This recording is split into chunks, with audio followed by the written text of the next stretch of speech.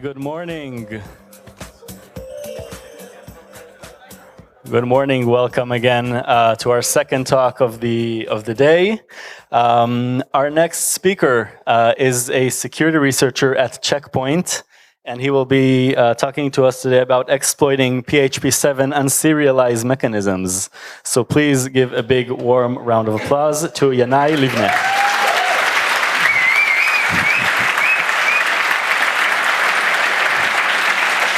Okay.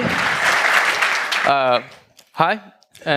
Welcome to my talk, teaching the new dog old tricks.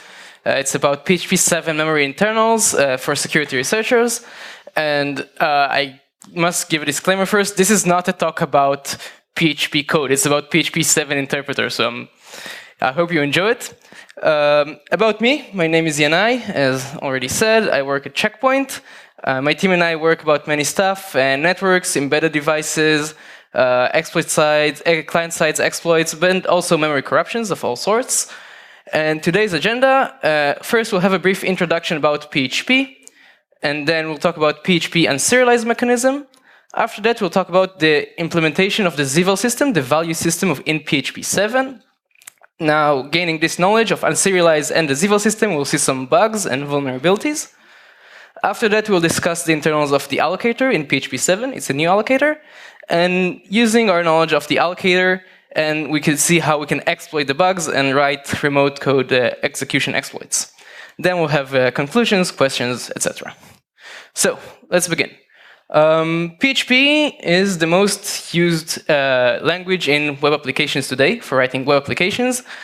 And basically, it's server-side language, and servers rule the world. All our information, all the data we have in web applications is in the server side, so it's very interesting as malicious attackers that want to get some information to attack the servers, usually.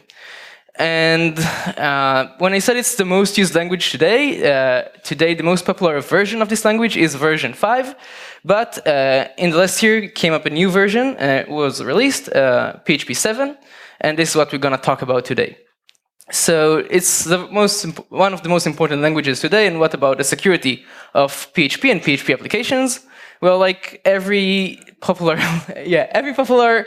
language has vulnerabilities written into it or written by it. So we know many vulnerabilities of SQL injection in recent years and XSSs. These are high-level vulnerabilities, and it depends on the code you're writing to your web application. But there are also memory corruptions. How can you have memory corruptions in high-level languages? Well, some of the functionality of PHP is implemented in the interpreter itself, which is written in C. And when you pass user input to this kind of functionality, and you have bugs there, you can get some memory corruptions. The most notable example for this is the unserialize function, which has been exploited many times over the recent years. And this is exactly the function we're going to talk about today, but in the new domain of PHP7. So what about the history of unserialize? Well, too many CVEs, actually. And most of these vulnerabilities were exploited in object injection, so property-oriented programming, if you heard of it. And this is a logical exploitation. It depends on the application that is used, how this application, the PHP application, was written. But there also have been memory corruptions. And memory corruptions does not depend on the application. Memory corruption exploitation depends only on the PHP version. As I said, version 5 or version 7. And for memory corruptions in PHP5, there was a generic exploit developed by Ionic, Stefan Esser. It was described in Black Hat 2010. And this exploit could basically work on every PHP5 memory corruption, unserialized memory corruption you had. So, as I said, it's a very old problem, but here is an example from this year, on July. This small website, I don't know if you're familiar with it, opened the bug bounty, and this bug bounty attracted attention of a company called Evonide. They looked at the API and found this API call, a post request, and you can see a cookie here, and this cookie has a very interesting format. This is the format of unserialize. And of course, when you send the request, you get a response, and you see that the server will actually process this cookie. So we have a vulnerable unserialize right there. And what they did, they fuzzed unserialize in version 5 in this instance, and found a new vulnerability, exploited it, got the bounty. So what about PHP7 I'm talking about all the time? Well, it's a new release of the language. It was released just a year ago.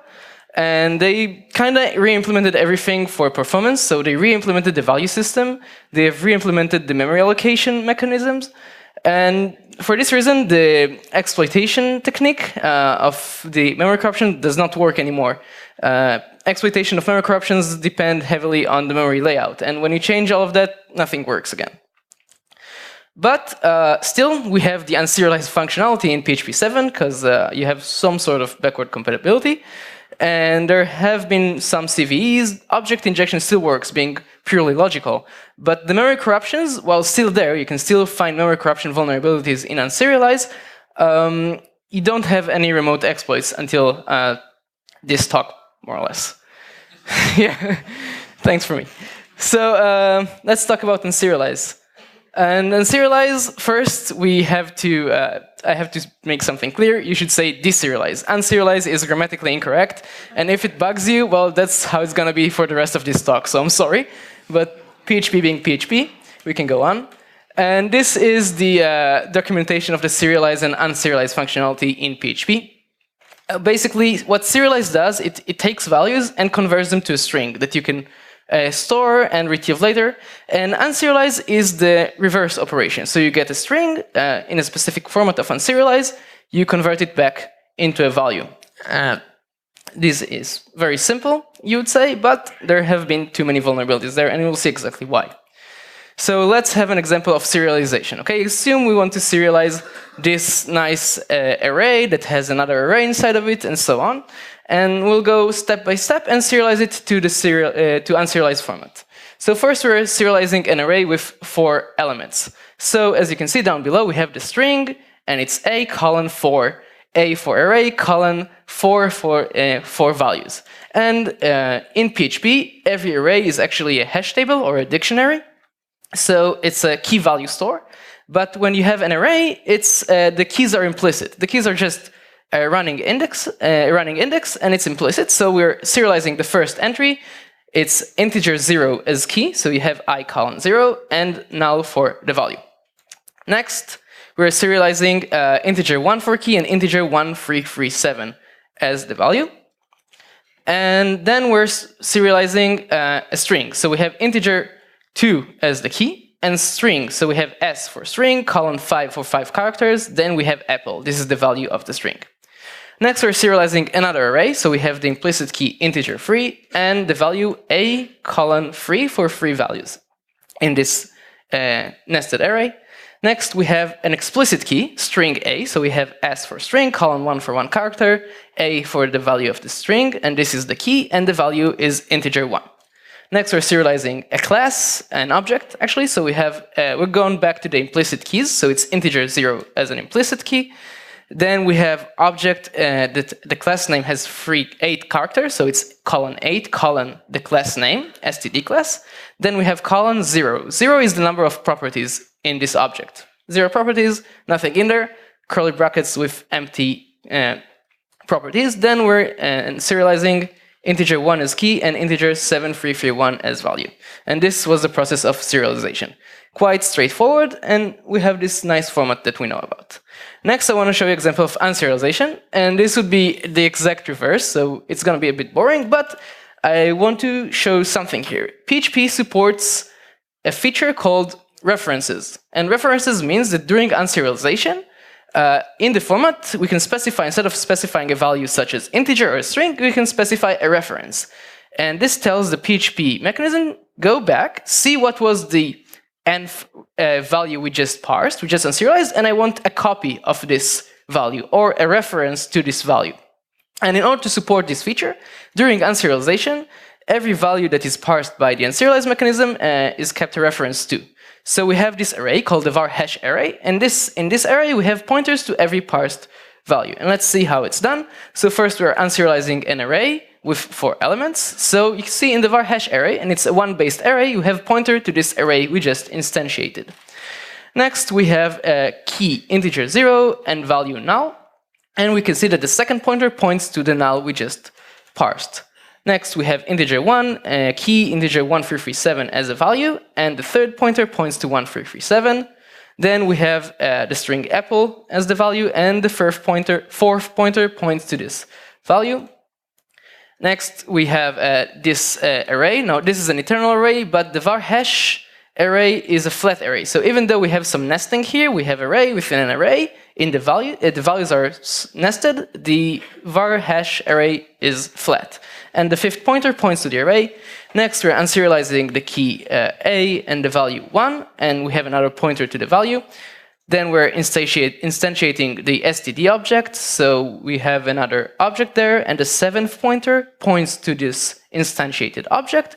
And now something interesting is going to happen. We're unserializing a reference to the third value.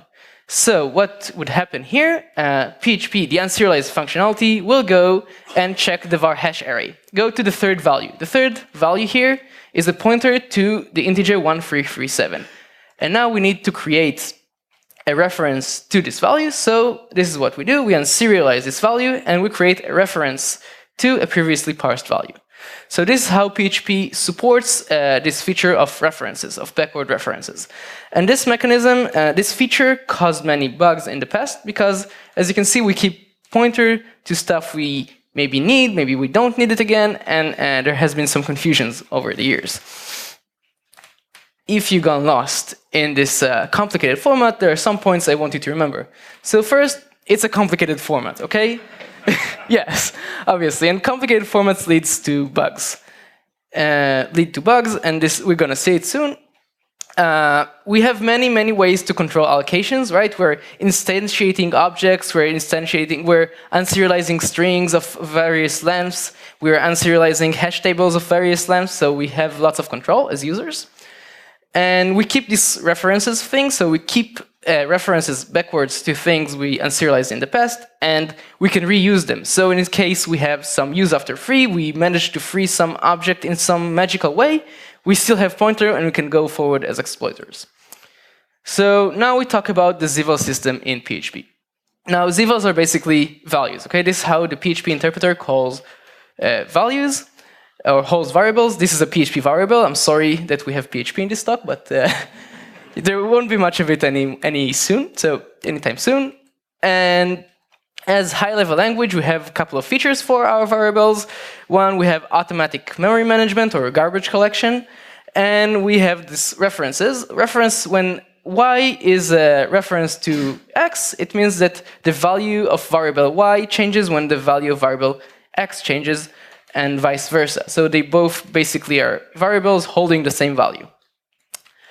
And this is how the zvals were implemented in PHP 5. We had this struct called zval struct. It was on the heap. It was reference counted. And every zval was basically a pointer to this struct. And every time we created a new zval, we had to allocate this struct on the heap and initialize it. The memory management was quite obvious. We have reference count and we have memory cycle detection. So it was a very simple algorithm, which most people know about. And to make references, to make two variables point to the same value, was just two pointers pointing to the same struct on the heap. Everything was very simple, very nice.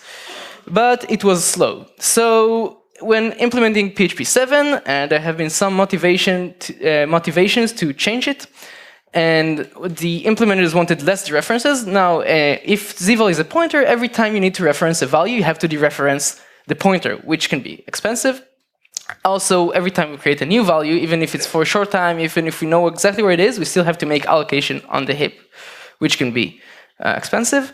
So they designed a system for embedding. They said, okay, I don't want zvals to be just on the heap, I want to be able to embed them everywhere I want, on the stack, in other structs, and so on. And this is how the new zval system is implemented. We have this zval struct, but now it's a bit different. It's simpler. Zvals are just this struct, and this struct contains only value and type. So there's no reference counting, and we can put this struct wherever we want. And the value thing here can be one of two things. It can be a primitive type, for example, a primitive C type, like integers or floats and so on, but PHP supports also strings. So if you want to support complex types like strings or objects, this value would be a pointer to a complex struct, and this struct will be on the heap. Okay, so this struct will not be on the stack, it will be somewhere on the heap, and it will also be reference counted. So here's an example. This is an integer, and in memory we'll just have the value 1337 and the type long. That's it. We don't know where it is, and it's quite simple. Now, to support reference counting, now it's the responsibility of whoever initialized the zval, right? If the zval is in a struct, whoever initialized the struct needs to clear it up. But there is one complication here. If the value is a primitive value, everything is good. But if it's a pointer to another struct, this struct should be reference counted. And when it's reference, and this is how the garbage collection works, it checks the value pointed by the zval, and it has also reference count and garbage collection. Now let's see an example. Okay, so this is the string struct. As I said, it's a complex type, so this struct is on the heap and is pointed by a zval. As you can see, the first field in this struct is the reference count, and the last field is a flexible array member array. So when allocating a string, we allocate more data, enough memory to store the string content itself, and we access it via this field. So this is what it looks like in array when we're initializing a variable of type string. Then we have the zval struct, it's of type string. We're allocating the Zend string on the heap. We initialize it with the value. As you can see, we put the value apple here. And we just point the zval to this string, and the reference count is 1. And this struct is on the heap. So how can we manage the references? How did the references feature was implemented? This time we cannot just make one zval point to another because they may be in different scopes. One can be in a struct, the other can be on the stack, and they must be managed, right? So there is a solution here. In PHP, they implemented another type called references. And it's easier to show than explain, so I'll show how it works. Assume you have this variable x, which has 1337, and now we have the variable y, which is a reference to variable x. Okay, so we have it in memory, and now I want to make a reference to it. So we initialize a new struct, okay, on the heap called the reference. And this struct has two fields. The first field is a reference count, and the second field is another zval. And we initialize this zval value to be the same as x. So you can see it contains a copy of the value. Then we change the type of x to be a reference, and now it points to the Zend reference. And now we can initialize y, and y will be the same. So it also will be a reference to something on the heap. So we moved the contents of x to the heap, and now we can have the two zvals, x and y, be just pointers to the heap like previously. The key things to remember about zvals is that they're designed for embedding, so they can be in many places, which can cause some bugs.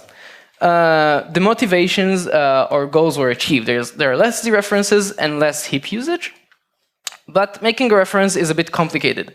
Reference is not a feature that it used too much, except in exploits. So this, there is a trade-off here between zvals are now more simple, but references are more complicated, and it's a worth trade-off, in my opinion, at least. So now that we know about unserialize and we know about zval, let's see some bugs and vulnerabilities. So first, the use of an initialized value. Now, since zvals used to be pointers, initializing pointers was very easy, right? Everybody knows how to initialize a pointer. You just point it to null and you're done. Initializing structs is a different story, right? We need to initialize them with some macros or maybe some constants. It may take some time, and programmers tend to skip this phase if it's possible.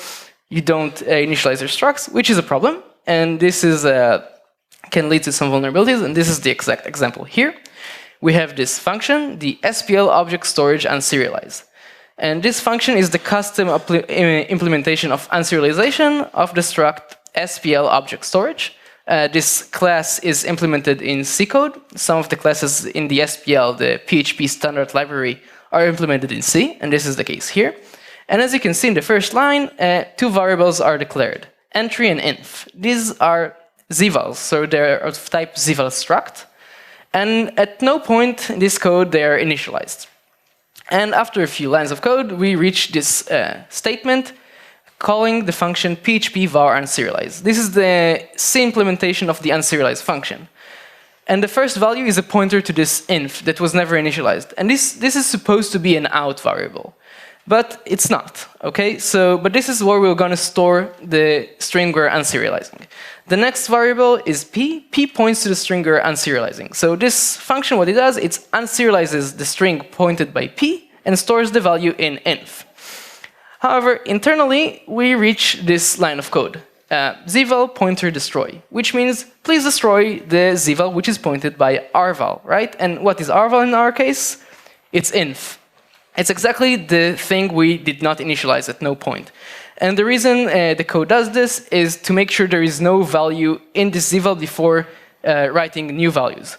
But since this value was never initialized, what's in this value is garbage from the stack. And if you shape your stack correctly, you can cause some bad things to happen. So this was CVE 2016-7480. Okay, so the next example is type confusion. And we are going to rely on the fact that making references is a very complicated process, as you see, and it changes the type of the zval, okay? And we can suspect somebody forgot about this possibility, and this is exactly what happened. So we have the same function again, and this is, you have more lines of code from the same function, but it's the unserialize of the SPL object storage.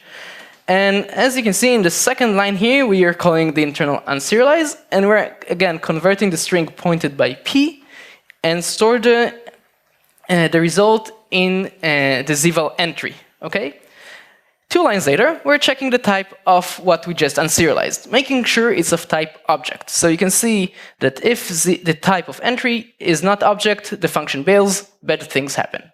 But if it's, nothing should happen. But if it's of type object, we can go on. And in the last line, we're unserializing the next value. P is advanced here, and now it points onwards in the string. And we're converting the string pointed by P and store it into inf.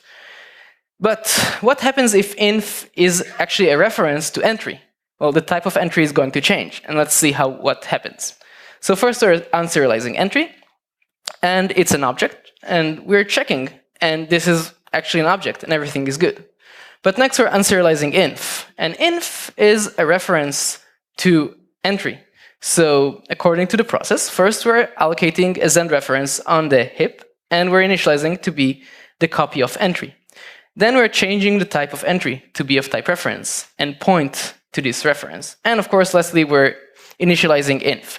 But in this process, we actually changed the type of entry after we checked it. So this is a bug, and actually bad things happened. It's not exploitable, but it's still a bug, and it was fixed. So this is bug 73258 in PHP system. Okay, so this is the last bug for today, and it's a use after free. And the problem stems from the fact that now zvals are embedded in structs. And we keep pointers to these zvals, but structs have their own rules of how they change. And some structs tend to change the place in memory without telling anything else. And if we keep using these pointers, we're actually pointing to a memory which is not valid anymore. So such a dynamic struct can be a hash table, for example. And this code is from process nested data function. This function is a function that processes every hash table during unserialization. And hash tables can be also properties of an object. Okay, and here in the first line, we're declaring the variables. And the next line, we're adding a new entry to a hash table. So what we do here is Zend hash add new. We're adding a new entry. The first parameter is the hash table. And the second parameter is the key. And the result of this function is a pointer to the zval that is the value. So we get data points to this zval we need to fill. And then we're calling the last line. The last line calls the internal implementation of unserialize. And again, it converts the string pointed by p and stores its value in data, where data is pointing to.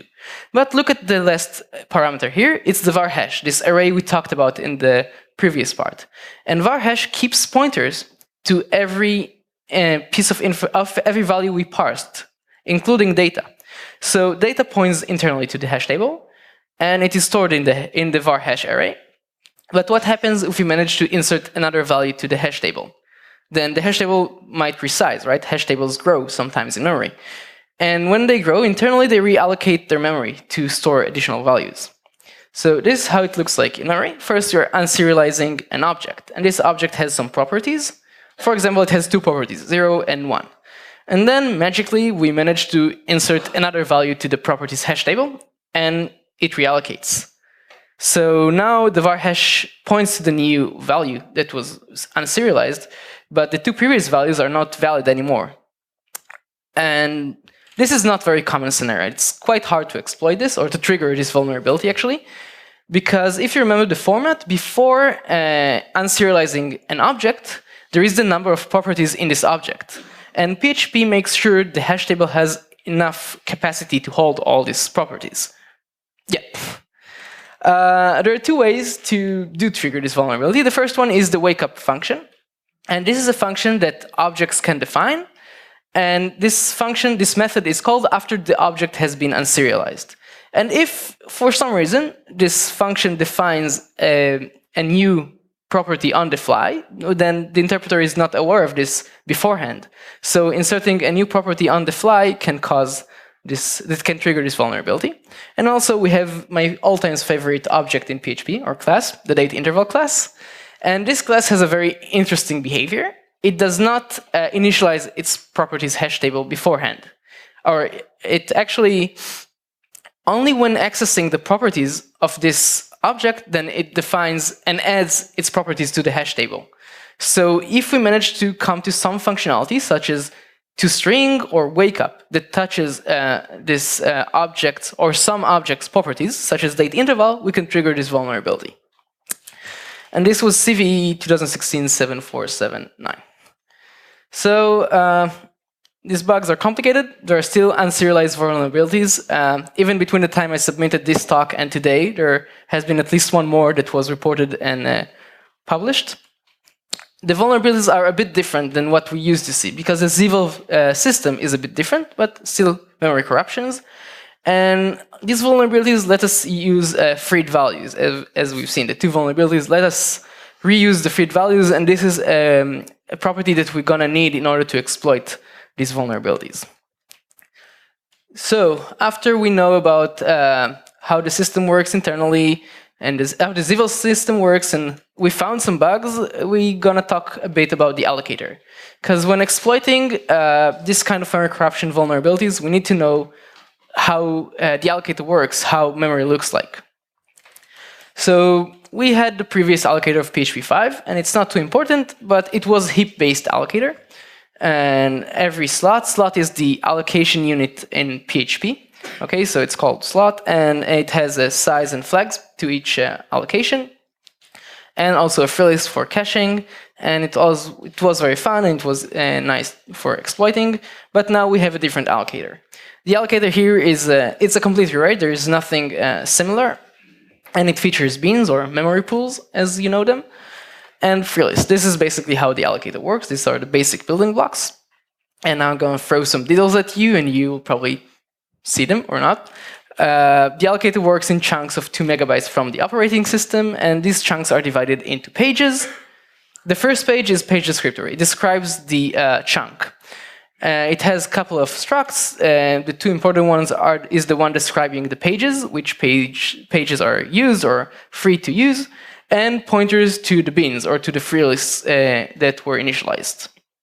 And every bean is a free list of specific size. We have the 32 bytes bean, we have the 16 bytes bean, and it can span over multiple pages. Now, let's say it in a way you can actually remember. So here is a chunk from the operating system. It's of 2 megabytes, and it is divided into pages. First page is the chunk descriptor. You can see the free slots. It is just an array of pointers to free lists and page info for each page. And this is what the bin looks like. So bin, it can span over multiple pages. This is the 16 bytes bin, and we initialize it as a free list. So every 16 bytes points to the next bytes. And we register it in the chunk descriptor. So we have the page information, 16 bytes, spans over 2 pages, and pointer to the free list. Now, the allocation algorithm is quite simple. First, assume we want to allocate a slot of size 30, then you check to which bin it belongs to. I think it belongs to bin number 5. Then we check if there is a free list available or is a bin initialized. If there is no initialized bin, we initialize a new bin, and then we just pop from the free list. So assume you want to allocate 30 bytes. There is no 30 bytes bin available right now, so we're initializing a new bin, and then we just pop from the free list. Assume you want to make another allocation of the same size, it's even simpler, you just pop from the free list. Freeing memory is the inverse operation, so we get some pointer, we want to free it back to the pool, so we check to which chunk it belongs and which page within the chunk it belongs to. We read the chunk descriptor to know to which free list to push it back, and we push it back to the free list. So assume we want to free the first slot of this bin, then we just see it belongs to the third page. We see the third page is of bin 32. We go to the free list and we just push back. What I want to remember about the allocator is that the allocator is very, very predictable, which is important for us as exploiters. And it's impossible to free just random pointers. This was used in the previous exploitation technique, but it's not possible anymore because we have some bit operations and lookups, and it's hard to forge memory to look the correct way for this to work. And we can abuse free list pointers to get arbitrary rights. So we can change them. If we can change the free list and then allocate a few slots, we can allocate to the place we want to, and I'm going to explain it much more later. So now that we have vulnerabilities and we know about the allocator and how it works, it's time to write an exploit, right? And every exploit has a few stages. The most common one are leaks. So we want to leak some memory information to bypass the ASLR. Then we would like to read some memory, so we can read data or gadgets, function pointers, so on. We would like to write, maybe write our shellcode, maybe write some other stuff. And we would like to execute code. This is what we're here for. And first thing, we're going to talk about the leak. I think it's the most complicated part. And we're going to abuse the allocator. It's our best friend here. It's roughly based on the previous exploitation technique, but it's a generalization of it. And we're going to use our ability to serialize freed objects. And we believe we can serialize free objects, not only use them, because this is how we initially started, right? We have unserialize. If we're unserializing something, it was serialized before. So we have some kind of a mechanism here that we serialize something and serialize it back and so on. The allocator, if you remember, is a free list. So it overrides everything that is passed to it. So if we free pointers, the allocator is going to free slots, that the allocator is going to override them. And after we free and we use them, we can read via these pointers and read some data that was also freed. So this is how it's going to work. The allocator is a free list, and the first pointers in these slots, in the free slots, is the next slot. It's just a pointer, right? So here is the free slot struct, and you can see the first field is a pointer. And when we read freed objects, we can sometimes read via this pointer. I mean, we freed the slot, and we're still using it, so we can read via this pointer and read to the next slot, next free slot. So here is my all-time favorite class in PHP, the date interval class. And as you can see, this is how the struct is implemented in memory, and the first field is a pointer. How lucky we are, right? And it points to this struct, and this struct is a very simple struct. It has many fields, but all of them are integers. They're not only integers, SLL is signed long, so they're also unserialized and written back to the user. So when unserializing this class, we're actually getting these numbers, the year, the month, the day, and so on. So how are we going to forge a leak in practice? First, we're going to allocate this date interval, and we will allocate an object to leak, for example, a string. And then we're going to free both objects, first the string, then the date interval. And the allocator is going to override the date interval with a pointer to the string, to the freed string, because this is how it works. And the allocator is also going to override this string with some pointers. So when we serialize this date interval, we're going to read these objects. And here is some hex dump for you, because you really wanted it. And here is you can see the free list before we start our exploit. And now we allocate a date interval. And as you can see, it points to some struct that I initialize with -1s because it doesn't matter so much. And we're also allocating or unserializing a string, one after the other. And now we're freeing the two of them. And as you can see, the date interval pointer, the first pointer, now points to the freed string. And when unserializing this date interval, we'll actually get the values in the string. We'll get these pointers as integers, which is very nice. How can we read memory? Well, we have this very nice struct already. So if we can control this struct fully, if we can control a zval fully, we can just change this pointer to whatever we want.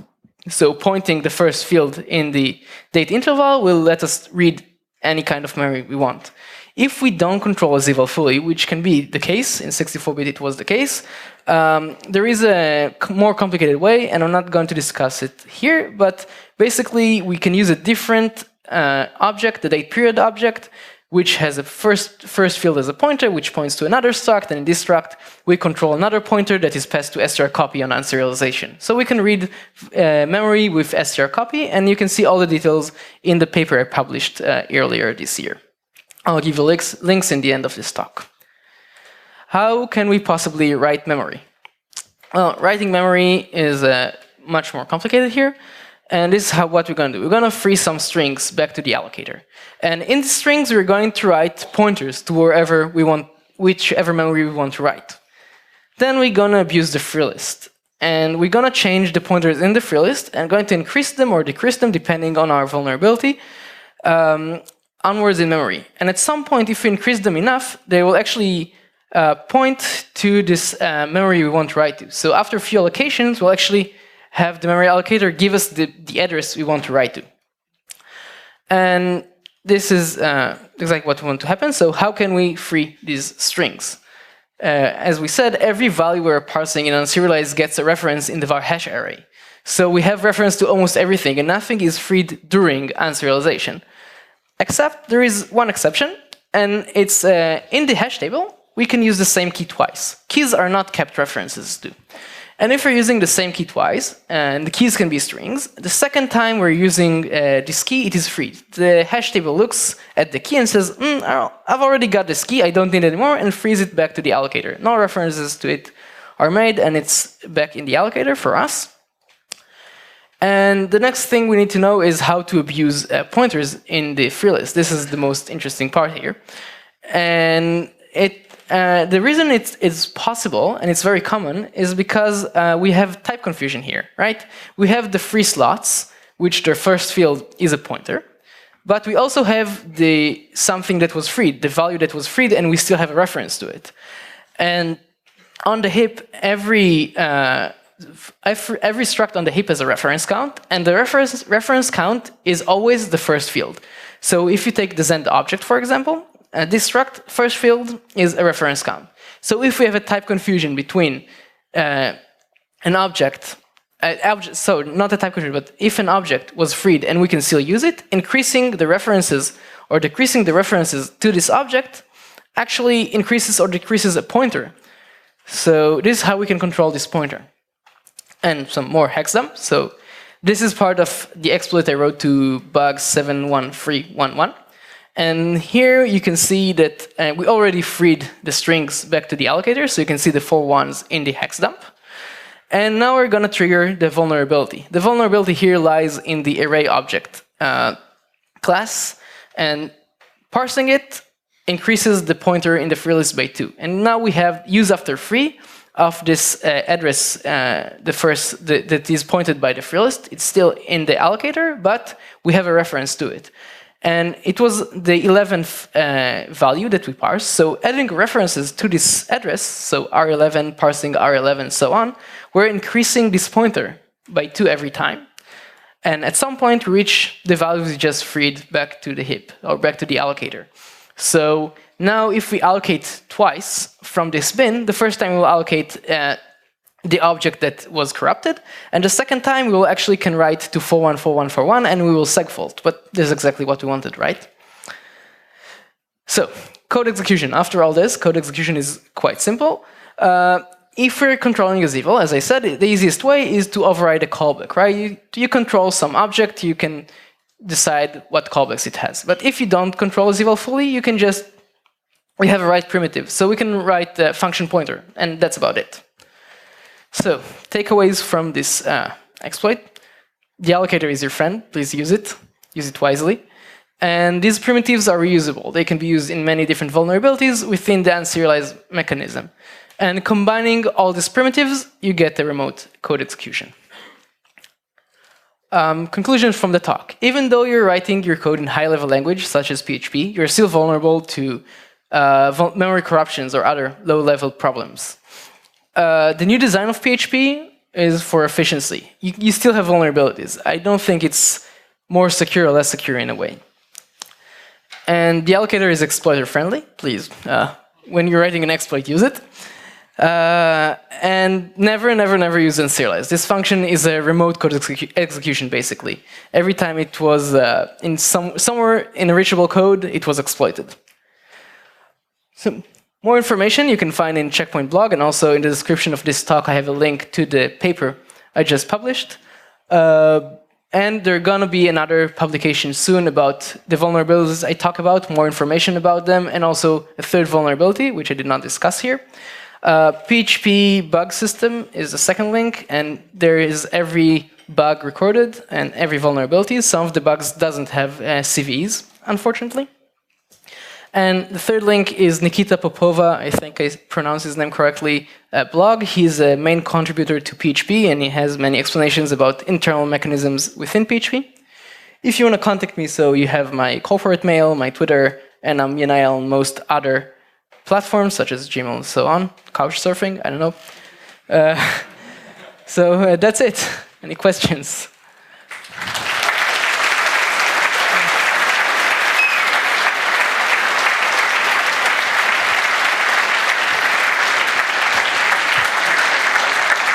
Thank you, Yanai. If you have questions, please line up next to the microphones and ask your question. If you are leaving, please do so quietly. Any questions from here or from the internet?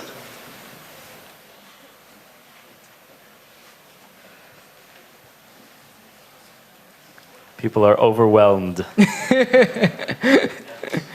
So I'll start with a question, actually, because I have one. I didn't understand the internals too much. I'm interested in applications of exploiting things that you talk about. Have any of this in the wild? Are we expected to see this in the wild? Actually, PHP7 is not very widely used by now. I think it's 2%. It's just a year old.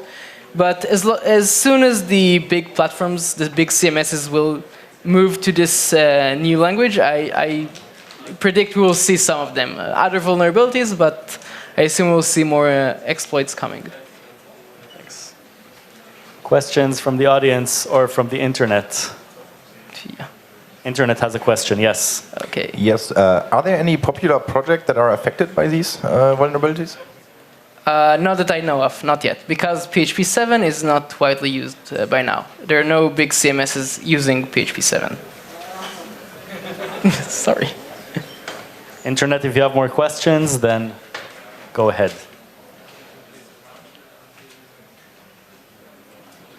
Anyone from the audience? Last chance?